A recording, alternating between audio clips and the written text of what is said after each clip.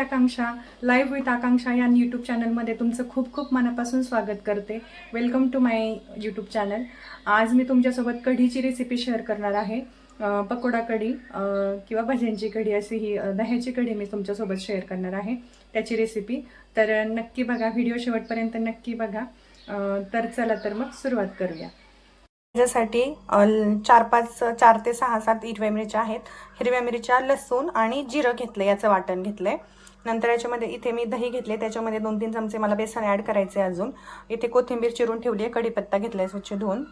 नंतर आता मी इथे बेसन ॲड करते. हे 3 ते 3-2.5 चमचे मी इथे बेसन ॲड केले. आता हे छान आपल्याला मिक्स करून घ्यायचे. दही घेतले मी, ताक नाही घेतलं, मला नाही आवडत ताकाची कढी, मला दह्याचीच कढी आवडते, म्हणून मी ताक घेतले. आणि हे छान तो मिक्सरला पण बारीक करून घेऊ शकता आणि व्हिस्कने पण मिक्स करून घेऊ शकता. नंतर हे मिक्स केल्यानंतर आम्ही याच्यामध्ये एवढं भांडं भरून, एवढं भरेल कमी पाणी घेणार आहे. आता याच्यामध्ये छान मिक्स केलं. आता याच्यामध्ये मी पाणी टाकणार आहे.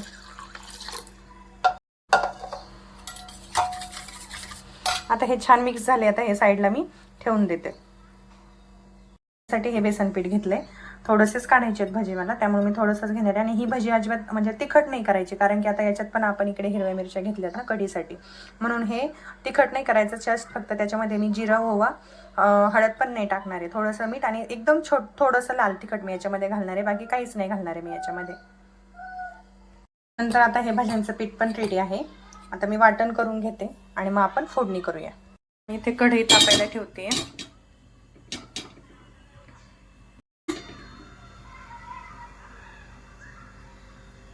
मी थोडं जास्त तापायला ठेवले, कारण की मी याच्यातच भजे काढून घेणार आहे आणि मग त्याच्यात नंतर तो उरलेलं तेल काढून त्याच्यामध्ये मी फोडणी देणार आहे. आता हे थोडंसं तेल तापलंय. मी आता हे यातलं तेल काय करणार आहे, थोडंसं जे बेसन पीठ आहे ना आपलं, ह्याच्यामध्ये थोडंसं 2 ते 3 चमचे टाकणार आहे. 2 चमचे भरपूर होतील याला, कारण की थोडंसंच पीठ आहे आपलं. कारण की ह्याच्यामुळे भजी जे आहेत ना ते आपली फ्लफी होतात, कारण की मी याच्यामध्ये सोडा नाही वापरला ह्या बेसन पिठामध्ये भज्याच्या.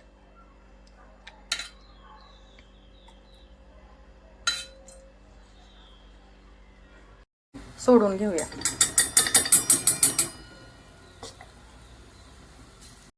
भजी छान तळतायत, तळून घेते मी. थोडीशी पूर्ण नाही लाल करत ही भजी, पण मी पूर्ण तळून घेते. मला नाही आवडत थोडीशी कच्ची ठेवलेली, मी पूर्ण तळून घेते ही भजी.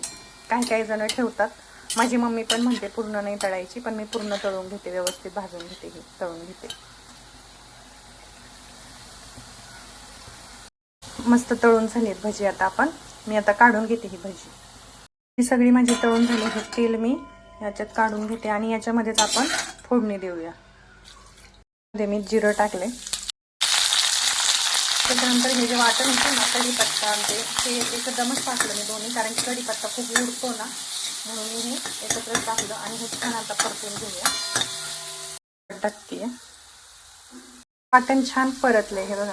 आता मी याच्यामध्ये जे आपण दह्याचं बेसन पिठाचं मिक्स करून ठेवलं होतं ना, ते मी टाकणार आहे.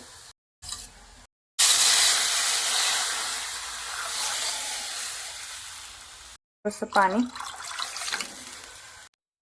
आता ही कढी ना सतत हलवत राहायची असं म्हणतात बरेच जण. मीठ उकळल्यावरती टाकायचं असं पण बरेच जण म्हणतात, पण मी सगळं टाकून देते आणि मी नाही हलवत बसत. मी एकदमच करते. मीठ पण टाकले आणि मी हलवत पण नाही बसणार. ती मनाने उकळेल आणि मग नंतर त्याच्यामध्ये आपण कोथिंबीर आणि हे टाकायचं, भजे टाकून द्यायचे.